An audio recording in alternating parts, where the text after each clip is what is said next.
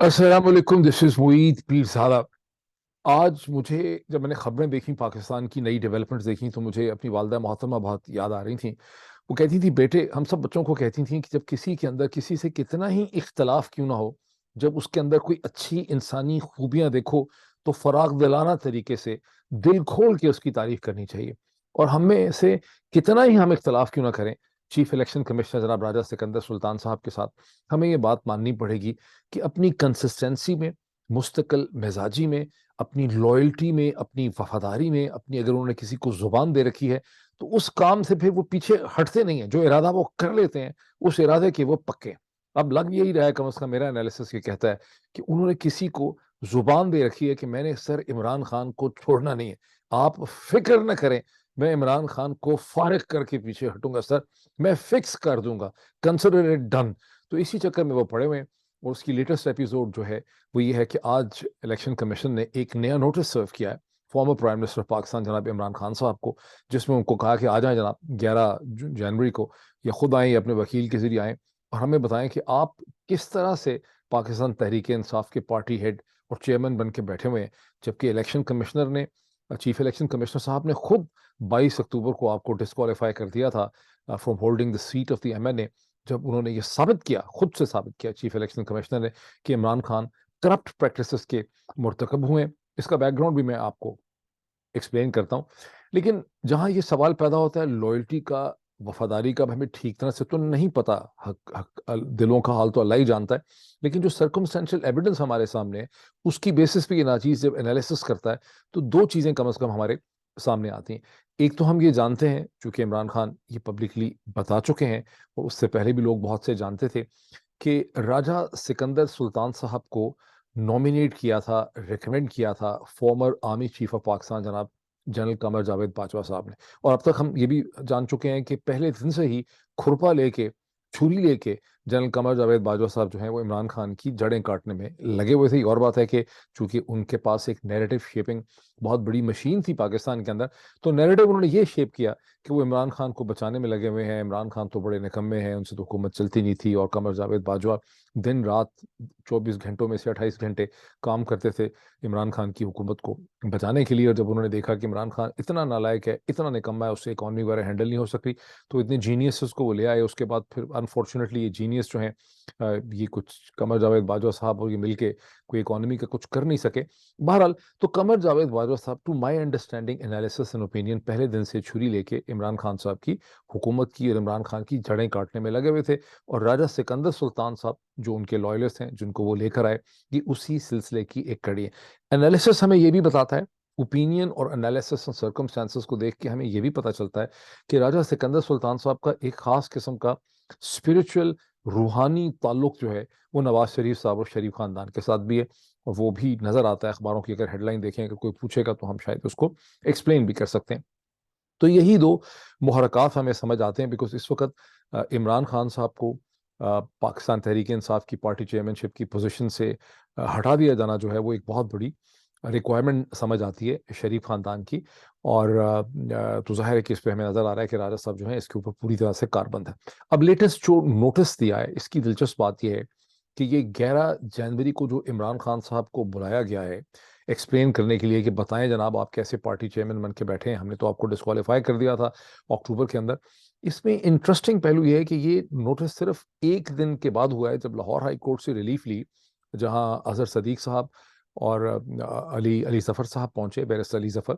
उस हवाले से बैरिस्टर अली जफर और मेरा ख्याल है अजहर सदीक साहब ने ट्वीट भी किया था कि जनाब हमें रिलीफ मिल गई। और वो रिलीफ ये लेने के लिए गए थे कि उन्होंने कहा कि हमें खदशा है कि चीफ इलेक्शन कमिश्नर और इलेक्शन कमिश्नर पाकिस्तान जो है वो इमरान खान साहब को ने ये कहा कि मुझे पार्टी के हेड से हटाने की कोशिश की जा रही है।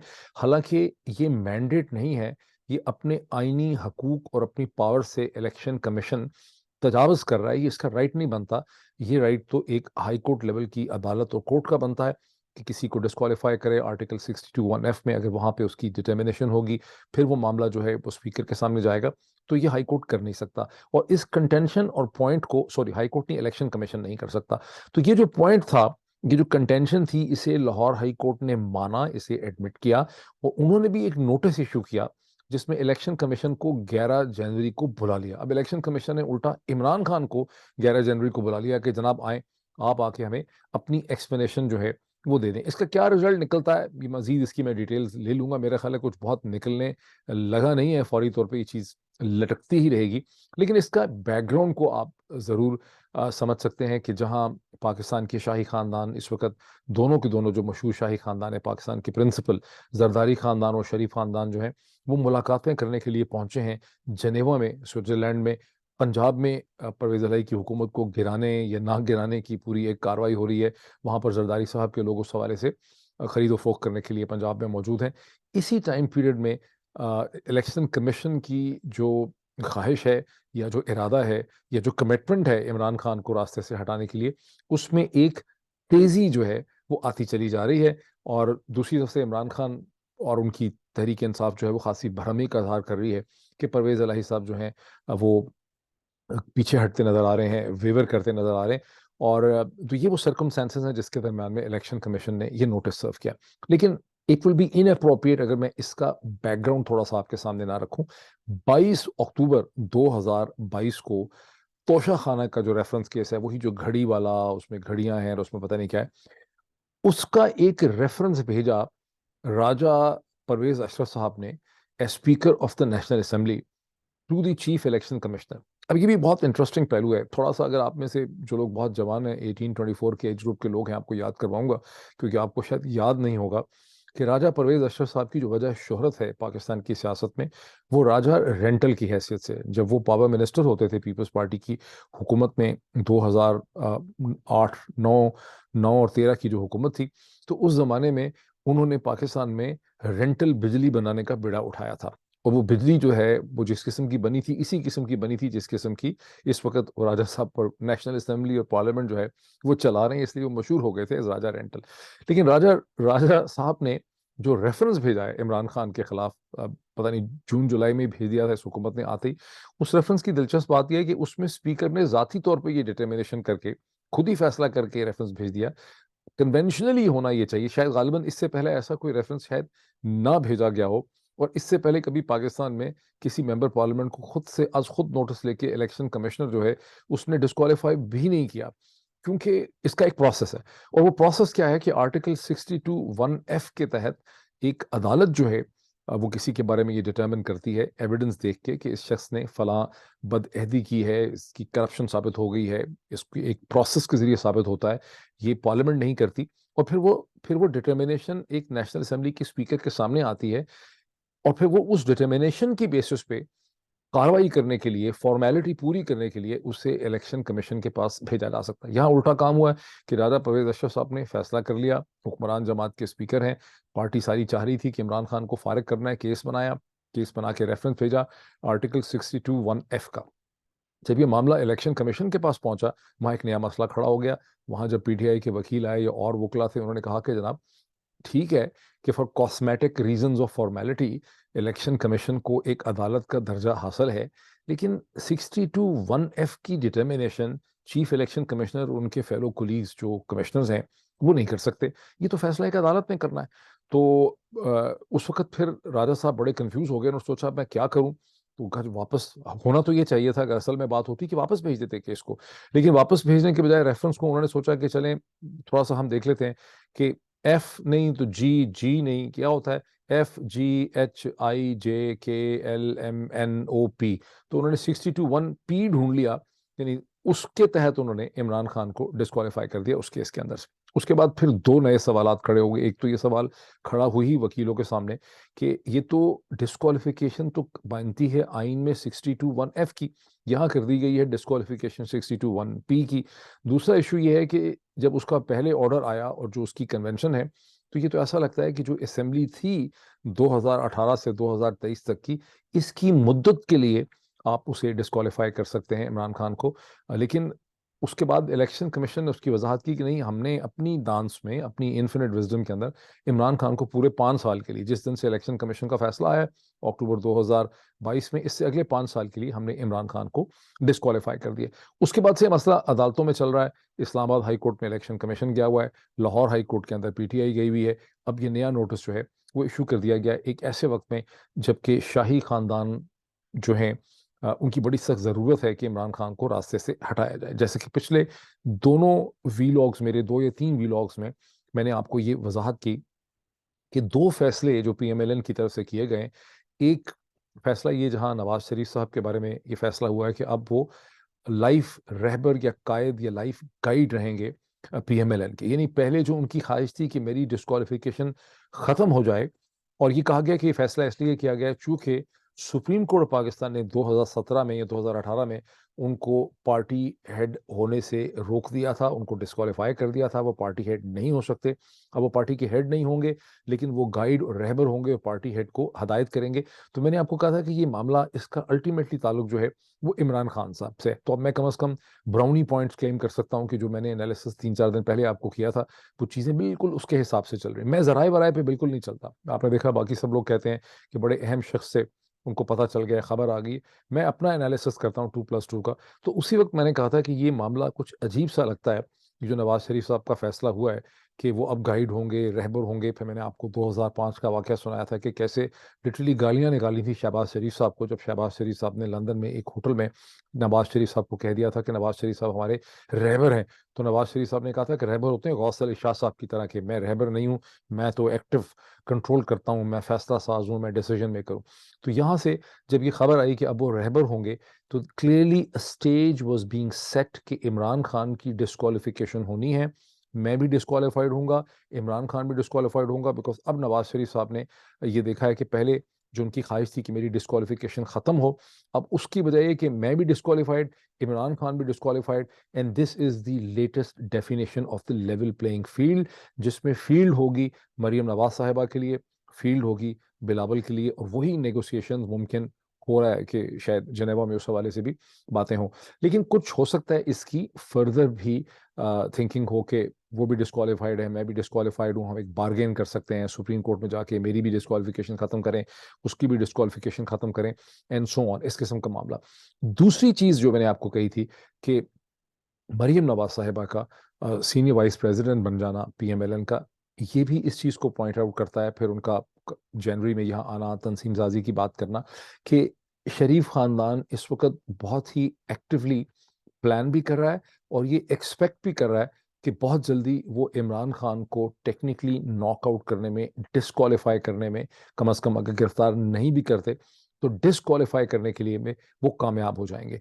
तो सिंस देन जो मूवमेंट हो रही है और वो आपके सामने है, और उसमें ऐसा लगता है कि जो प्रिंसिपल टूल है इस वक्त शरीफ खानदान के पास इमरान खान के खिलाफ इस्तेमाल करने के लिए, वो लग ये रहा है on the basis of analysis कि वो इलेक्शन कमीशन ऑफ पाकिस्तान है और चीफ इलेक्शन कमिश्नर है। और जैसे कि मैंने माना और मैंने कहा कि तारीफ़ की है, जिस तरह वालदा ने हमें हिदायत दी थी कि भाई किसी की अच्छी खूबी हो तो उसकी तारीफ़ ज़रूर करें। तो इलेक्शन कमिश्नर जो है वो माशाल्लाह वफादार हैं, लॉयल हैं। अगर उन्होंने कोई कमिटमेंट और वादा कहीं किया है तो वो उसको पूरा करने की पूरी पूरी कोशिश कर रहे हैं।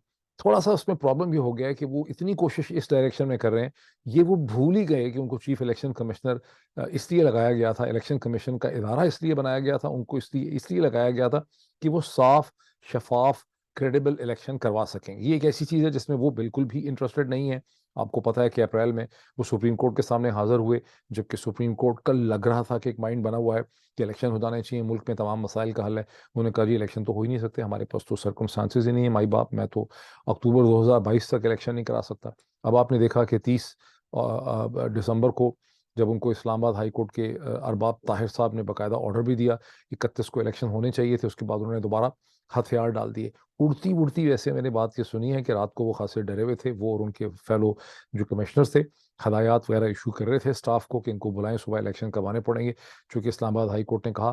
फिर अचानक इसी मीटिंग के दरमियान में सभी लोगों की आंख लग गई और उसमें उन्होंने ख्वाब देखा, और ख्वाब में देखा कि बड़ी खूबसूरत सी एक परी आई है मैसेज लेके, और उसने आके कहा फिक्र ना करें, कल इलेक्शन कराने की कोई ज़रूरत नहीं है। फिर उनकी जब आंखें खुली तो उन्होंने कहा कि चलें ठीक है, मामला, परियां जो हैं वो मामले संभाल लेंगी। पुराने ज़माने में फरिश्ते आया करते थे, लेकिन अब परियां वरियां जो हैं वो आती हैं। तो यूँ वो इलेक्शन जो 31 दिसंबर को होने थे वो भी उन्होंने नहीं करवाए। ये तो खैर एक मामला है। दूसरा भी मैं मामला आपके सामने रख दूं फिर, क्योंकि आपके जहन में होगा कि मामला तो बड़े ख़राब जा रहे हैं तो इनका हल क्या निकलेगा। दूसरा वो मामला है जहां परवेज़ इलाही साहब लगता है ठीक ठाक बिटर गए हैं या घबरा गए हैं, ये डर गए हैं, जैसा कि मैंने एक दिन पहले कहा था। और अब तहरीक इंसाफ की तरफ से भी खासा रिएक्शन और रद्द-ए-अमल हो रहा है कि नहीं नहीं, 11 तक उनको अपना वोट ऑफ कॉन्फिडेंस लेना चाहिए, ताकि जो गारंटी दी है लाहौर हाई कोर्ट को वो ख़त्म हो, उसके बाद हम असेंबलियाँ तोड़ सकते हैं। इस हवाले से खासे ग़ैज़ो ग़ज़ब का मुज़ाहरा फवाद चौधरी साहब कर रहे हैं, शेख रशीद साहब भी कर रहे हैं। इमरान खान साहब की अलबत्ता स्टेटमेंट बहुत इंटरेस्टिंग है।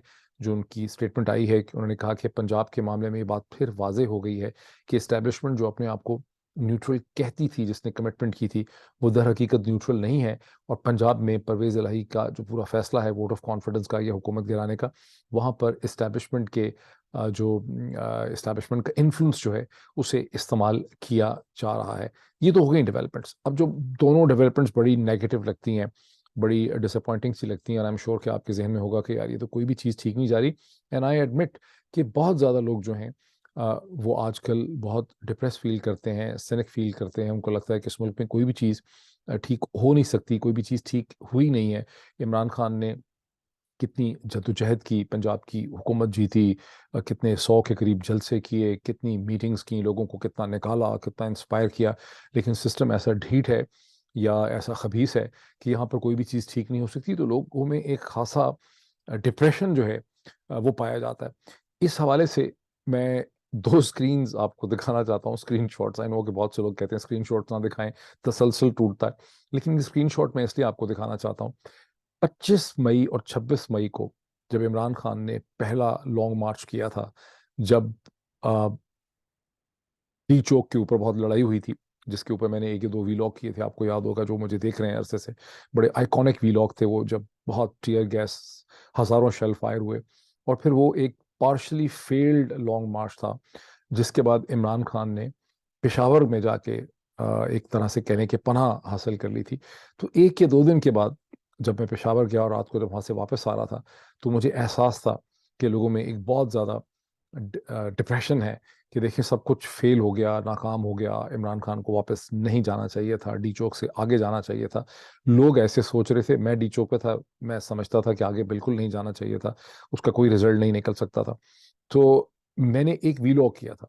उस वीलॉग के अंदर मैंने 2 कई ग्राफिक इमेजेस दिखाए थे, और उसमें मैंने ये बताया था कि सक्सेस का कोई स्ट्रेट पाथ नहीं होता।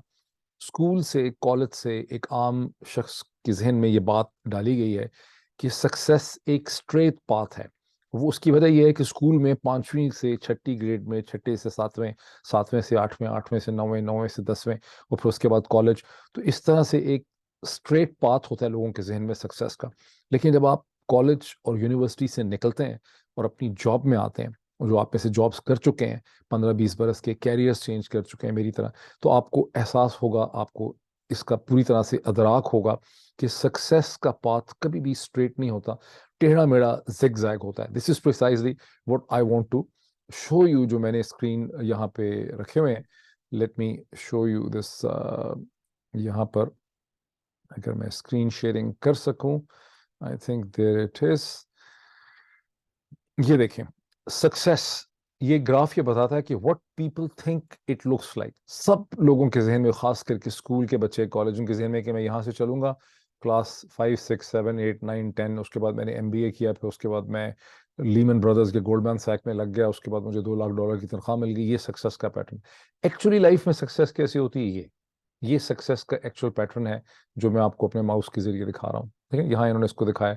ये सक्सेस के पैटर्न्स हैं, एक्चुअल सक्सेस का पैटर्न। ये let me also share this other screen. ये देखें, इसमें कितने ज्यादा इन्होंने दिखाए हुए हैं। What people think it looks like success, what actually is success, ये सारे डायग्राम्स। ये मैं आपको बताना चाह रहा था।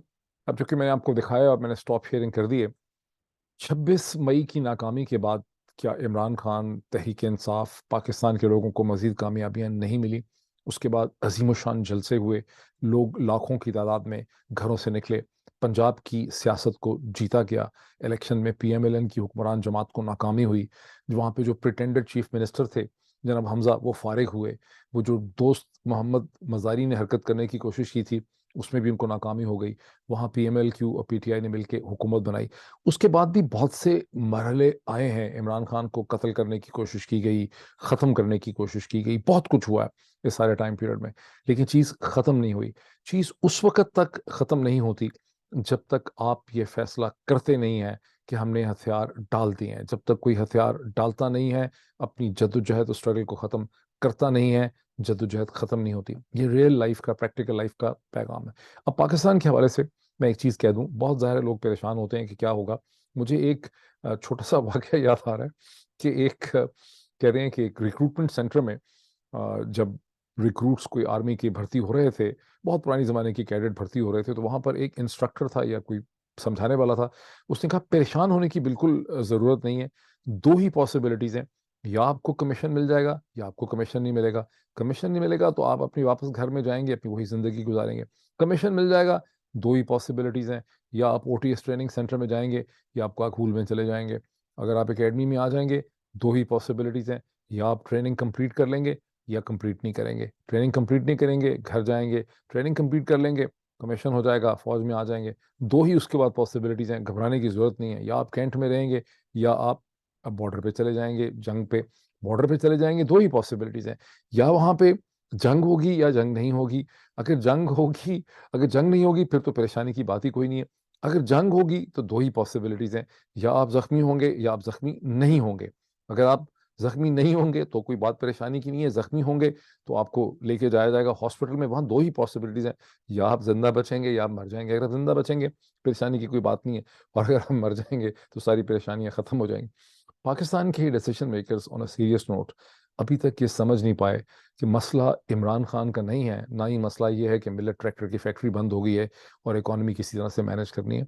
मसला ये है कि जो कुछ किया है जनरल बाजवा साहब ने, रिजीम चेंज किसकी वजह से किया है, किसके इशारों पे किया है, किस किस्म के इन्फ्लुएंसेस उन्हें कंट्रोल कर रहे थे, उसके नतीजे में पाकिस्तान के दुश्मनों ने पाकिस्तान की रियासत को एक बहुत बड़े बहरान के अंदर, जो जियो स्ट्रेटिजिक है, जो इकोनॉमिक है, जिसके कोर में इकोनॉमिक है, जिसके साथ इंसर्जेंसी की मूवमेंट्स को भी इस वक्त बढ़ाने की कोशिश की जा रही है, उसको पाकिस्तान की रियासत को और इदारों को एक बहुत ही अजीबो गरीब किस्म की चैलेंज और कॉम्प्लेक्सिटी में फंसा दिया है, जिसका अदराक जो है वो पाकिस्तान के अंदर बैठ के लोगों को ठीक तरह से नहीं हो रहा। और अगर इसका अदराक नहीं होगा तो यही फोर्सेस जिन्होंने ये सब कुछ खेला है, ये इसके अगले स्टेप्स के ऊपर भी अमल करने की कोशिश करेंगे। I do not know how many retired senior officers really understand that, लेकिन एक कम अज कम मैंने जान साहब जरूर देखे हैं, बहुत senior general, at one point he was among the top 3 to 4 senior most generals थे वो, मैं ख्याल 2013 में। जनरल रिटायर्ड हारून असलम, अगर आप उनके ट्वीट्स देखें, इस वक्त मेरे सामने नहीं है लेकिन आप उनके ट्वीट्स दें, उनको फॉलो करें ट्विटर पे, उनको क्लियर अंडरस्टैंडिंग है कि पाकिस्तान को किस किस्म के चैलेंजेस में फंसा दिया गया है, और वो गुज़श्ता 2-2.5 बरस से उनको ये चीज़ नज़र आ रही है। उन्होंने इस हवाले से छोटी छोटी वीडियोस भी की हैं, ट्वीट्स भी किए हैं, और मैं उनके हर ट्वीट जब मैं देखता हूँ तो मैं उसे शेयर करता हूँ। अब इतना ही, फिर जो मज़ीद डेवलपमेंट्स होंगी तो फिर उस पर बात करेंगे। Thank you so much.